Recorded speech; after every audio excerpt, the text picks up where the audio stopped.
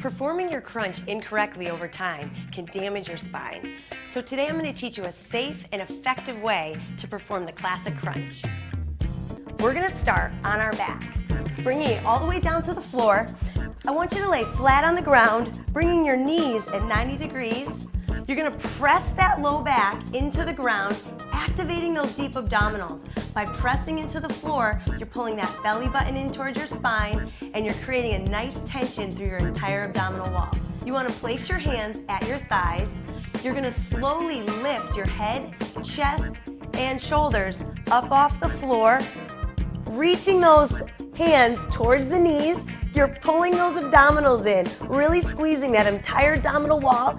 You're going to lower down slowly, bringing the shoulders down, but keeping that low back pulled flat to the floor. If you wanted to challenge your crunch, you can add your hands behind your head. It's going to stabilize your neck, but it's going to add a weight. So as you lift that chest, you're going to feel extra weight from your arms. Keep your elbows wide open so you're just supporting, and then lower down.